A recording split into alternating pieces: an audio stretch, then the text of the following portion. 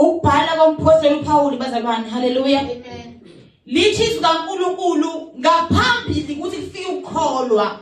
Sasingaphansi siphila phansi komthetho. Amen. We are in custody under the law. Hallelujah. Amen. Ngaphambi kokufika kokholwa sasiphila phansi komthetho weTestament elidala uphelelisiwe kithi.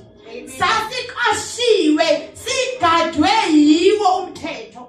Iwona owusitshela ukuthi sihamba kahle manje siyaphuma endleleni. Amen. Lithi kaNkulunkulu sasivalelwe, we were locked up. Kwaze kwafika ukukholwa. Amen. Savalelwa ngaphansi komthetho.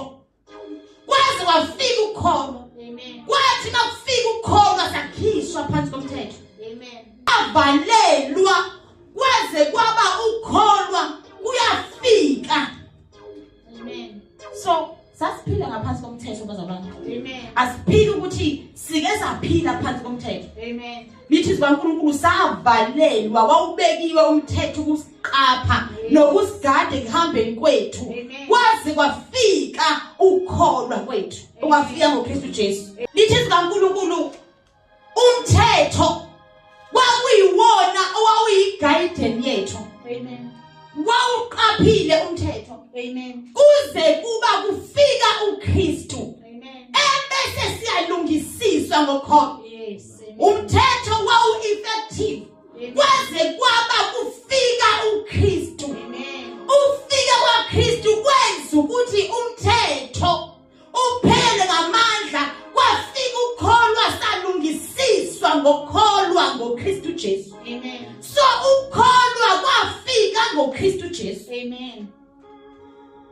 So umthetho wawuyiguidance yethu, wawusigadile, wawufana noneni, wawufana neguardian angel yethu ukuthi wona osenza ukuba sihambe kweyimiso zikaNkulunkulu. Amen. Kwaze kwafika uKristu. Amen. And uKristu mayifika ufika nomoya wakhe ongcwele. Amen. Elithi kaNkulunkulu sabe lesilungisiswa ngokholwa emva kuba kufike uKristu Jesu. Amen. Aqhubekeni mama. Lokho ukukholwa sekwafika, asisekho phansi komthetho. Kwafika ukukholwa okwafika ngoKristu Jesu. Saphuma phansi komthetho. Amen. Sangena phansi kwaKristu. Amen. Sazofundisa iobedience. Yes. Sazofundisa ukugcina manje imiyalo hayi umthetho. Amen. Ndithi kaNkulunkulu kwafika uKristu. Salungisiswa ngokholwa. Amen. Nayibamba bazalwane. Amen. So sasiphila phansi komthetho. Yes. Wawuyiguidance. Yes. Sasingabantwana sizingane phansi komthetho. Yes. Saqashelwe umthetho. Amen. Kodwa kwathi makufika uKristu, Yes. kwafika uKristu nokholwa. Yes. Amen. Salungisiswa ngokholwa Amen. okuKristu Jesu. Amen. Hallelujah. Amen. Aqhubekeni manje. Ngokuba nonke ningabantwana bakaNkulunkulu ngokukholwa kuJesu Kristu. Into esenza ke manje sibe ngabantwana bakaNkulunkulu ukholwa ngoKristu Jesu. Amen. Ngaphandle kokholwa ngoKristu Jesu awukwazi ukuba umntwana kaNkulunkulu because singabantwana bakaNkulunkulu ngokholwa ngoKristu Jesu. Amen. Asikwazi ukulungisiswa ekholweni kwethu ngaphandle kwaKristu ngoba ukholwa kwafika noKristu. Amen. And awukwazi ukuhlukanisa uKristu nokholwa. Amen. And awukwazi ukuhlukanisa uNkulunkulu noKristu. Yes. Because uKristu wenza ukuthi ube ngumntwana kaNkulunkulu. Kunjalo. So ukuze sibe ngabantwana kwakumele kufike uKristu and adopt us. Amen. Singene sithole igunya, the legal grounds, the legal rights ukuba sibe ngabantwana bakaNkulunkulu. It was through Kristu Jesu. Amen. Hallelujah. Amen. Aqhubekeni manje.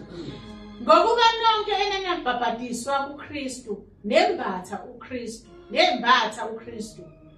Akusekho mJuda namGreki, oboshiweyo nokhululiweyo, akusekho owesilisa nowesifazane, ngokuba nonke nimunye kuKristu Jesu. Now uyaqhubeka kuApostle Paul. Uthi nonke ninabhabhathiselwa kuKristu Jesu. Amen.